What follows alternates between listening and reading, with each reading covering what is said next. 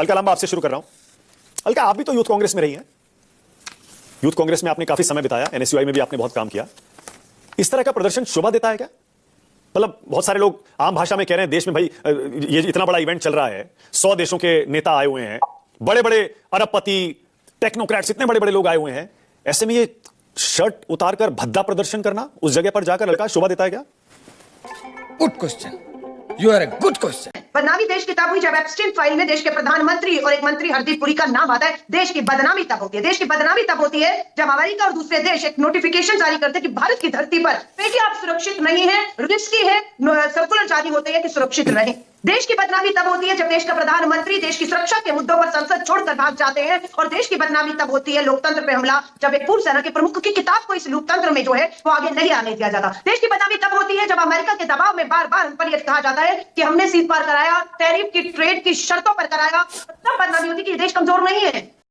यही नहीं, अभी और सुनिए, ये देश कमजोर नहीं है, ये देश की छवि को कमजोर किया जा रहा है। प्रधानमंत्री नरेंद्र मोदी जी हमले पर हमला हमारे देश पर हो रहा है, छवि को। अच्छा अलका, एक काम करते हैं, इसको थोड़ा और सिंप्लीफाई कर देते हैं। आपने कहा ना कि भाई वो सौरभ गांगुली जैसे जीत कर वहां लॉर्ड्स पर शर्ट लहरा रहे थे तो ऐसे ही लड़कों ने उतार दिया। तब इंडिया जीता था, वहां पर जश्न मनाने का मौका था, वो टीम के कप्तान थे, उन्होंने शर्ट लहरा दी। ये यूथ कांग्रेस के कार्यकर्ताओं ने, इन्होंने कौन सा वर्ल्ड कप जीता है बताइए? नहीं, मैं आपको कह रही हूँ जीत पे मनाए या मातम में मनाए, ठीक है। कई भी बार आपने देखा खुशी में भी आंसू आ जाते हैं। कोई इतना खुश होता है, इतना खुश होता है, इतना हंसता है कि आंखों में आंसू आ जाते हैं, जैसे हंस रहा है या रो रहा है। तो बात यही है कि वो हंस रहे थे, हम रो रहे हैं। हम मातम मना रहे हैं कि देश में बेरोजगारी के मुद्दे पर संसद सत्र खत्म हो गया, लेकिन बजट पेश हो गया, लेकिन एक बार भी चर्चा इस देश के युवाओं के भविष्य बेरोजगार को लेकर नहीं हुई है, एक बार भी। अच्छा अलका, कांग्रेस का स्टैंड क्या है? कांग्रेस का स्टैंड इस पर क्या है? आप इस प्रदर्शन के साथ खड़े हैं, यूथ कांग्रेस के साथ खड़े हैं, या आप कह रहे हैं लड़कों से गलती हो गई? देखिए, किसानों ने भी आंदोलन और प्रदर्शन किए।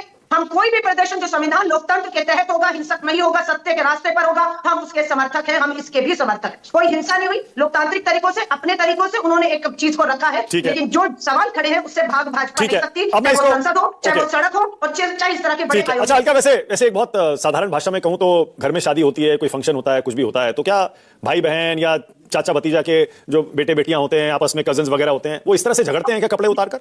या फिर अपना बेस्ट बिहेवियर सामने रखते हैं, भैया सारे मेहमान आए हुए हैं, कम से कम उनके सामने हमको अपनी इज्जत बना के रखनी चाहिए, अपने झगड़े जो हैं वो पब्लिकली मेहमानों के सामने हमें नहीं रखने चाहिए?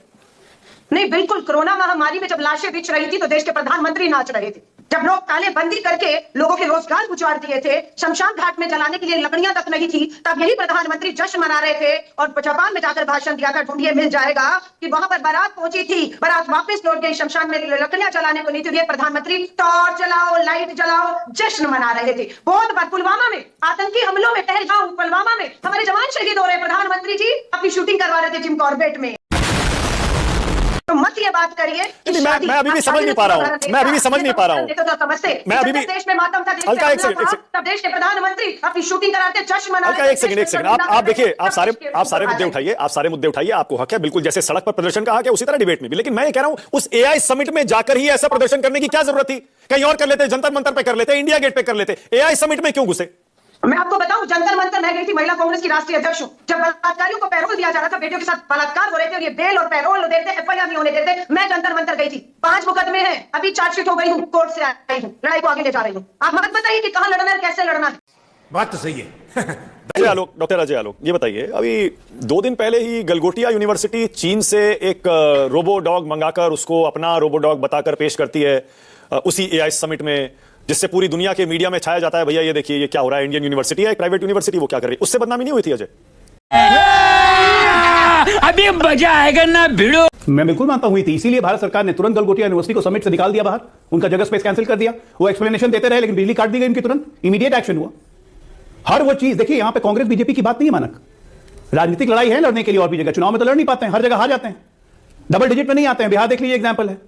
आप चुनाव नहीं लड़ सकेंगे तो आप देश से लड़ेंगे। अच्छा अजय नहीं, एक सेकंड, ये राहुल गांधी जी पहले तो विदेशों में जाके शिकायत करते आ जाइएगा। आप ये नंगा भौंडा प्रदर्शन आपने बड़ी आसानी से कह दिया, आपने उनका बिजली काट दी, उनको निकाल दिया, ये वो कर दिया, ठीक है वो किया, लेकिन अजय ऐसा सिस्टम, एआई समिट इतनी बड़ी अगर समिट थी तो उसमें जो पार्टिसिपेंट्स आ रहे हैं और वो क्या पेश कर रहे हैं उसकी किसी ने चेकिंग नहीं की? चीन से मंगा के रोबोडॉग और आप उसे अपना बना के उस एआई समिट में दिखा रहे हैं, दुनिया के सामने वो बदनामी हुई, किसकी वजह से हुई? कौन था जिम्मेदार? क्या आयोजक उसके लिए जिम्मेदार नहीं थे? ये भगवान क्या जुल्म है। देखिए, सबसे पहले तो जान जाइए कि वो पवेलियन में प्रेजेंटेशन कर रहे थे। पवेलियन में कौन कौन अपने प्रोडक्ट किस तरह से प्रेजेंट कर रहा है, ये आयोजक इसमें कभी डीप लिस्टिंग करते नहीं थे। गलगोटिया यूनिवर्सिटी एक प्राइवेट यूनिवर्सिटी है, इसका निर्माण भी और उद्घाटन भी सब कांग्रेसियों और अखिलेश यादव ने किया था, हमने नहीं किया था। हम तो रेस्पेक्टफुली बात कर रहे हैं कि प्राइवेट सेक्टर हो, गवर्नमेंट सेक्टर हो, पैविलियन में आओ, और जिसने अपना क्यूआर कोड रजिस्टर करवाया, जिसने अपने प्रोडक्ट दी, ठीक है, इसको शोकेस करो।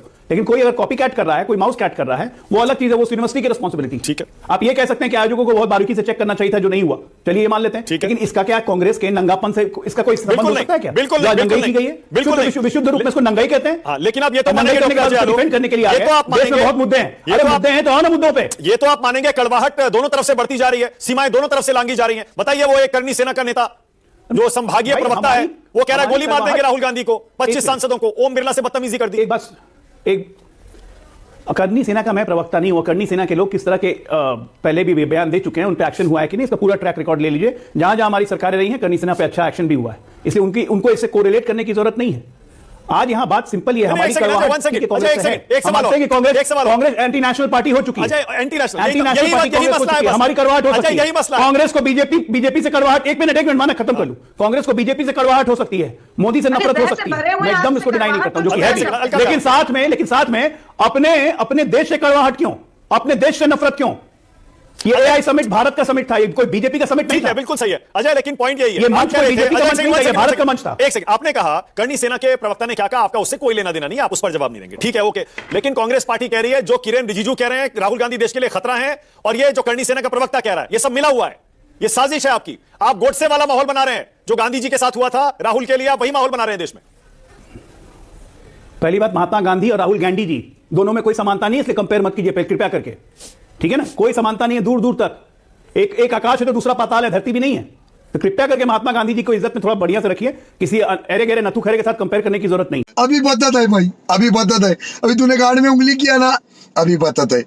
अलका बोलिए। साफ कह रही हूँ, ये एकदम हार निताश बुखलाया हुआ विपक्ष सत्ता पक्ष है, जिसमें सब कुछ होने के बाद भी वो राहुल गांधी जी के बढ़ते कदमों को चाह कर भी नहीं रोक पाए। पहले ईडी पीछे लगाया, 55 घंटे ईडी लेकर बैठी रही, कुछ नहीं बिगाड़ पाए। फिर उनकी सदस्यता वायनाड से रद्द कर दी, फिर भी कुछ नहीं उखाड़ पाए। आज वही राहुल गांधी सिर्फ मुद्दों के ऊपर खड़े होकर सवाल करता है, प्रधानमंत्री जी सदन से भाग जाते हैं, उन्हें भागने में मदद ओम बिरला जी करते हैं। किरण रिजिजू कहते हैं वो राष्ट्र के लिए खतरा है। अरे राष्ट्र के लिए खतरा, बड़े बड़े पत्रकार कह रहे हैं 50 साल की पत्रकारिता में उन्होंने कभी ऐसा नहीं देखा कि सरकार का मंत्री नेता विपक्ष को राष्ट्र के लिए खतरा बता रहा हो। यानी कि कुछ भी बकवास, कुछ भी बोलना है बोल दीजिए, क्योंकि आपका बिकता है बकवास भी। आप अहिंसा, आप हिंसक लोग हैं। आपने महात्मा गांधी की हत्या की, आपने इंदिरा गांधी जी ने इस देश में अपना बलिदान खून दिया, राजीव गांधी जी ने बलिदान खून दिया, आज ये राहुल गांधी जी के खून के प्यासे हैं। शाबाश बेटा। ओके राजकुमार भाटी, अब भाटी जी आपकी आवाज मुझे उम्मीद है क्लियर आएगी, बोलिए भाटी जी, आपकी बारी है। अनंत विजय जी मेरे बहुत अच्छे मित्र हैं और मैं उनका बड़ा सम्मान करता हूं, लेकिन मैं ये सुन के बहुत शर्मिंदा हूं कि एक वरिष्ठ पत्रकार ये कह रहा है कि विपक्ष के प्रदर्शन से देश की बदनामी होती है। हमें ये अच्छी तरह समझ लेना चाहिए कि विरोध प्रदर्शन से देश के सम्मान बढ़ता है, लोकतंत्र मजबूत होता है। हमारे प्रधानमंत्री अक्सर बोलते हैं मदर ऑफ डेमोक्रेसी, या दुनिया का सबसे बड़ा लोकतंत्र। सबसे बड़ा लोकतंत्र हम इसलिए कहे जाते हैं कि हमारी सबसे ज्यादा आबादी है, लेकिन सबसे बड़ा लोकतंत्र होना कोई गौरव की बात नहीं है। गौरव की बात होगी जब हम सबसे महान लोकतंत्र बनेंगे, और महान लोकतंत्र में सरकार के नेताओं को इतना विशाल हृदय होना चाहिए कि विपक्ष के प्रदर्शन करने वाले लोगों को गले लगा सकें, उन्हें सम्मान दे सकें, और ऐसा कई नेताओं ने किया है। और अगर गले भी नहीं लगा सकते तो कम से कम चुप तो रहो, उन्हें गालियां तो मत दो। अरे बाप रे, ये तो धोती खोल रहा है। मैं सुन रहा था अजय आलोक जी को, अजय आलोक जी ने क्या क्या शब्द प्रयोग करे प्रदर्शनकारियों के लिए। थेतराई कर रहे थे, फुहड़पन कर रहे थे, नंगापन, नंगई, माइंडलेस, राजनीतिक दिवालियापन, बेशर्मी, नंगा भौना प्रदर्शन। ये वही भारतीय जनता पार्टी है जो विरोध करने वालों को टुकड़े टुकड़े गैंग बताती है, शहरी नक्सल बताती है, खालिस्तानी बताती है, पाकिस्तानी बताती है, बिके हुए भाड़े के, एंटी नेशनल। और अनंत जी भी कह रहे थे इकोसिस्टम, पता नहीं कौन सा इकोसिस्टम है। लोकतंत्र में विपक्ष के लिए अगर इस तरह के भद्दे शब्द प्रयोग किए जाएंगे, विपक्ष को गालियां दी जाएंगी और प्रदर्शन को आतंकवाद की तरह परिभाषित किया जाएगा, तो लोकतंत्र खतरे में है। ये बात हमें अच्छी तरह समझ लेनी चाहिए। ओके, इस सज्जन को क्या तकलीफ है भाई? तो प्रियंका जी आम आदमी पार्टी की तरफ से क्यों कह रही है कच्चा बनियान गैंग? नहीं, वो तो प्रियंका जी बताएंगे, लेकिन मैं कहना यह चाहता हूं कि यह प्रदर्शन जो इस सरकार में फर्जीवाड़ा चल रहा है, यह उसके खिलाफ है हर मामले में। हमारे प्रधानमंत्री बड़ी गौरव के साथ कहते हैं बार बार, देश में भारी संख्या में मोबाइल बन रहे हैं। कौन सा ब्रांड है आप बता दें मुझे मानक जी, भारत का कौन सा ब्रांड है जो बन रहा है? आप असेंबल कर रहे हैं, आप कोरिया के टेलीफोन, चाइनीज टेलीफोन, जापान के टेलीफोन, क्योंकि हमारे यहाँ लेबर सस्ती है, 85 करोड़ लोग 5 किलो राशन पे जी रहे हैं, वो सस्ते में ठेकेदारी में काम करने को तैयार हो जाते हैं, वो कंपनियां उसका लाभ उठा रही हैं, जिस बात पे आपको शर्मिंदा होना चाहिए। ओके भाटी जी, एक सवाल और, भाटी जी एक सवाल, मोबाइल नहीं बन रहे हैं, असेंबल हो रहे हैं मोबाइल। एक सवाल और, अब पवन खेड़ा कांग्रेस पार्टी के बड़े नेता कह रहे हैं राहुल गांधी के खिलाफ ऐसा माहौल बनाया जा रहा है देश में, किरेन रिजिजू बोलते हैं और वही अजय आलोक भी कह रहे थे एंटी नेशनल है, देश की सुरक्षा के लिए खतरा है। उसके बाद करणी सेना का एक कार्यकर्ता बोलता है उनको गोली मार देनी चाहिए। क्या सही है? क्या आपको भी लगता है माहौल बनाया जा रहा है? मानक जी बहुत ही गंभीर बात है और बहुत ही शर्मिंदगी की बात है, और हिम्मत हो ही नहीं सकती बिना सत्ता के संरक्षण के कि कोई आदमी इस तरह बयान दे दे, वीडियो जारी कर दे कि मैं राहुल विपक्ष के नेता को और 25 सांसदों को गोली मार दूंगा। हिम्मत ही नहीं हो सकती। और आगरा में नहीं देखा आपने, एक निर्वाचित सांसद के, समाजवादी पार्टी के सांसद श्री रामजीलाल सुमन जी के घर पे पथराव किया गया। ये सत्ता संरक्षित गुंडे हैं। और जो अभी कह रहे थे कि ये बहुत मतलब खतरा है, राहुल गांधी से खतरा है, राहुल गांधी से खतरा है, ये बात सही है, क्योंकि जब अनपढ़ और अशिक्षित लोग और नासमझ लोग कुर्सी पर बैठे होते हैं तो समझदार और विद्वान और पढ़े लिखे लोगों से उन्हें खतरा होता ही है। पर्सनल मत बोलिए, राहुल आप भी पर्सनल मत बोलिए। खतरा है, ठीक कह रहे हैं। क्यों पर्सनल बोल रहे हैं आप? नहीं, मैं पढ़ाई लिखाई की बात आएगी तो और भी विपक्ष के बहुत सारे नेता उसमें आ जाएंगे। और वो आप तो ऐसे कह रहे हैं जैसे विपक्ष के सारे नेता पढ़े लिखे हैं। आप तो ऐसे कह रहे हैं भाटी जी विपक्ष के सारे नेता पढ़े लिखे हैं, खूब पढ़े लिखे हैं, लेकिन कोई विपक्ष के नेता ने अपनी फर्जी डिग्री नहीं दिखाई होगी मानक जी। जो विपक्ष का नेता 8वीं पास है वो गर्व से कहता होगा कि मैं केवल 8वीं तक पढ़ा हूं, मेरे माता पिता मुझे पढ़ा नहीं पाए। अच्छा भाटी जी एक सवाल, फर्जी डिग्री छपवा, ठीक है, एक सवाल और भाटी जी, एक सवाल और। आपने अभी कहा कि लोकतंत्र में तो भैया मजबूती होती है जब कोई विपक्ष ऐसा प्रदर्शन करता है तो अच्छा लगेगा जब, क्योंकि यहां तो पूरे दुनिया का मीडिया आया हुआ है, electronic media, print media, content creators, अच्छा लगेगा वो सारे के सारे अपने सोशल मीडिया पे, अपने अखबारों में, अपने टीवी चैनलों पे ये चलाएंगे। ये देखिए हम वहां गए थे समिट कवर करने और वहां ये देखिए शर्टलेस टी शर्ट उतार के प्रदर्शन हो रहे हैं।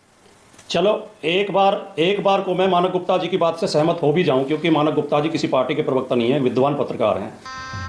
गजब बेइज्जती है। चलो ये प्रदर्शन खराब था, इन्होंने कौन से अच्छे प्रदर्शन को समर्थन किया? किसान आ रहे थे तो उन्होंने नहीं रोका था क्या? उन्हें भी आतंकवादी बता रहे थे। शाहीन बाग में महिलाएं बैठी थी और बिल्कुल अहिंसक आंदोलन था, उन्हें नहीं बता रहे थे कि भाड़े की हैं। और अजय आलोक ने कहा कि बुद्धि को घर पर छोड़ के आते हैं। बुद्धि का ठेका लेने वाले अजय आलोक से पूछो, इन्होंने 2 बातें कही। सैमसंग और एप्पल भारत की कंपनी है, ये मेरी बात को खुद ही सिद्ध कर रहे हैं। अरे नहीं है भारत की कंपनी, लेकिन भारत में इकाई स्थापित की है, कंपनियां भारत में इकाई स्थापित की है, भारत में इकाई स्थापित की है, आपको इतनी बुद्धि नहीं है। अरे कोई बदतमीजी नहीं, आपको सही में बुद्धि घर छोड़। अजय नहीं, पर्सनल मत करिए प्लीज, अजय पर्सनल मत करिए, और वन बाय वन बोलिए भाटी जी, बोलिए।